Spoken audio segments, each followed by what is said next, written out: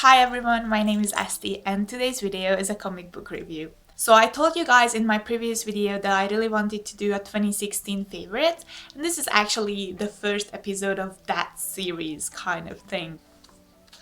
My favorite comic book.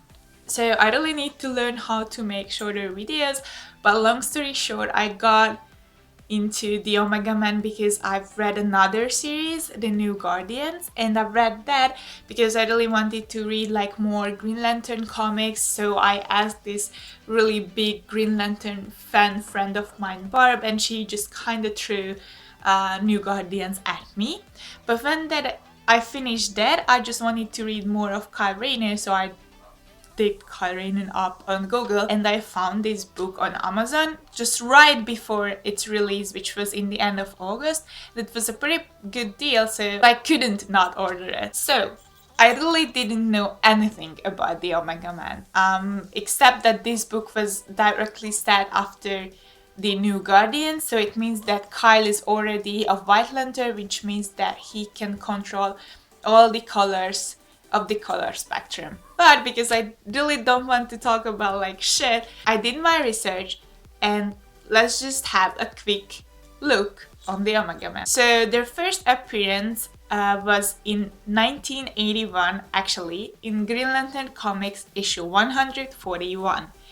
Their original creators were Marv Wolfman and Joe Staten, if I pronounce their names right. The Omega Men got their own series in 1983, and I think that they had it until 1986, maybe. They had some comebacks along the years, but nothing major after this. Their home system is Vega, and they are actually kind of rebels and also renegades, and kind of filling the really important role of being peacemakers in this system, because the Green Lantern Corps are banned from Vega. The Vega originally had only 2 races, but later on they artificially created 23 more, including Tamaranians. That means that although the capital is full of like shitheads, we can thank them.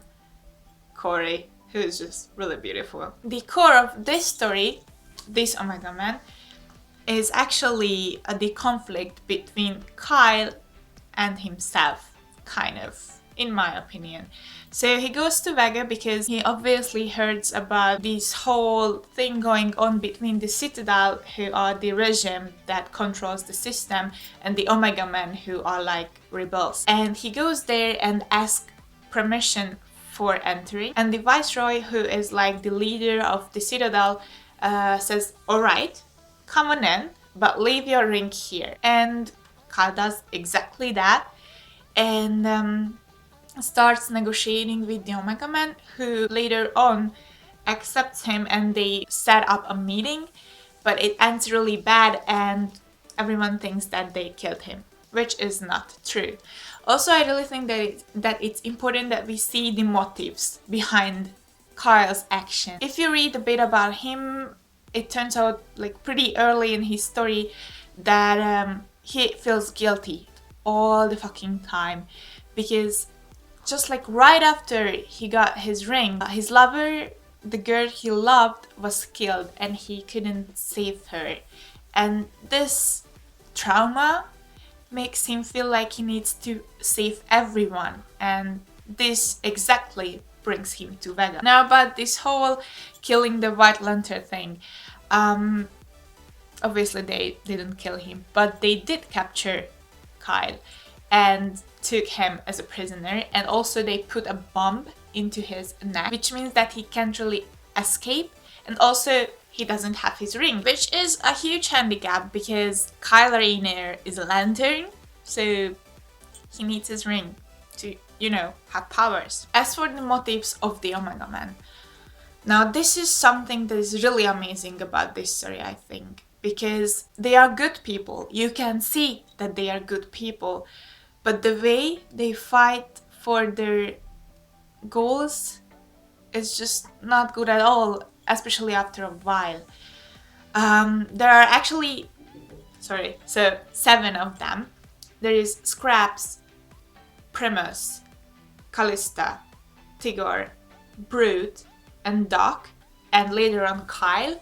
So that makes them 7, which is a symbolic number, by the way. And Kyle joins them really after they take him to Vrul, which was a planet, and the Citadel basically committed genocide on it. It means that 7 billion people died and the sole survivor is scraps. Also, what you need to know about the Citadel is that they have stellarium, which is actually a thing that stabilizes the course of planet. So actually the destruction of Krypton was because the planet's core was unstable, but with stellarium they could have saved it, which is just really sad. And obviously this is something really valuable. The Citadel, in my opinion, is really similar to communism / socialism, and they also have this something that is like really valuable, so they can do business with it. So it's like just, yeah. Here on, I would like to just put a huge spoiler mark in here because I will be spoiling. So after seeing the 7 billion graves on Vrul, Kyle decides that he will join to the Omega Men for the case, and there is obviously a war. Several chapters are actually about this war, and there's also like love in the background, but why I didn't really want to mention this, it's not because it's not good, it's because I'm really happy that in the end Kyle decided, because of the 7 billion innocent people who lost their lives, instead of doing what he does for a woman, and I think that is just a really nice motive in here. So, and that's why the spoiler mark is here. In the last chapter they win the war, and they are winning the war by killing the Viceroy, the head of the Citadel. And Kyle is fighting so hard for his life. He wants to convince all the Omega Men to just spare him, because yes, he needs to be punished, he needs to be a prison, he needs to be captured, but they have to save his life because they are not him. And it looks like he succeeds, but in the end Callisto still cuts the Viceroy's head off, and with that they actually fail. The Omega Men fail, not in terms of losing the war, because they do win, but in terms of being good people. They actually become what they were fighting against, and that's just so sad, and that is so good because I like stories like this. Like, you can see how they are falling, and it's just so emotional and human, and I just really love that. And after the war, Kyle goes home and sits down with this military person, colonel or whatever, who is also obviously interested in stellarium, because every developed planet is in danger core-wise and blah blah blah. We need power, we need stellarium, whatever, you know, the usual story. And he asks Kyle on whose side is he on, and I really just would like to read up the last page of this story because that was the cherry on top. So what the colonel actually asks is, are you with them or are you with us? And Kyle answers, I used to draw comics before all of this, the ring, before everything. You know comics, right? Panels, pictures, adventures. You probably don't know, but to separate the panels you draw these lines, gutters, they were called. You can kind of make a grid out of them. It's weird. I stare at them, the grids, they look like something familiar. Took me a while to see it, I mean, all those hanging crosses. It's a cage, right? They are just bars on a cage. The story, the adventure is locked behind them, separated from us. As if it's something savage, as if we are something civilized. And I just closed the book and I was like, holy fucking crap, what a fucking genius. And I think this is where we need to talk about the people who created this series. It was actually a series of 12, and the writer was Tom King, and the artist was Barnaby Bagenda. I'm sorry, I'm not sure how to pronounce his name. There were a couple of guest artists, but he was the main one.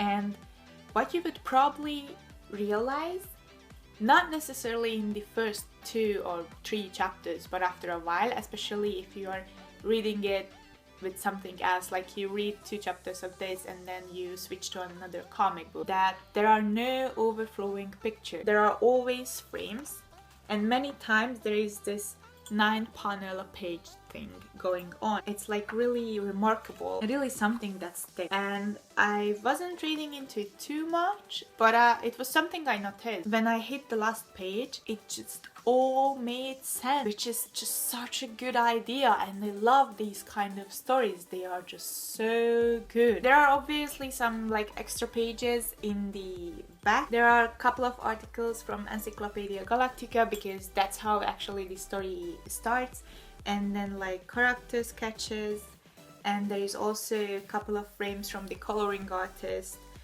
and variant covers. And there are also the original members of the Omega Man, which I didn't know until I read into it. And then some more variant covers.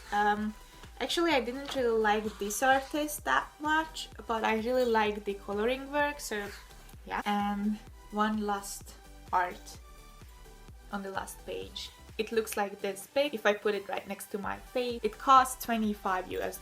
So, final thoughts on the Omega Man. This is something I think everyone should read who is into comic books. I think even those people should read it who are not really into it, because the story is just so well built. The characters are just so good. And also it's just like 12 issues, so not that long, but it is a complete story and you don't necessarily need to know things that happen before this story. I mean, it's good if you know who are the Green Lanterns or like the White Lantern or whatever, but you don't need like things from previous Green Lantern issues or like previous Omega Man issues or whatever. It's just like a complete in its own, which I think is really good. This was our 2016 favorite comic book video review kind of thing.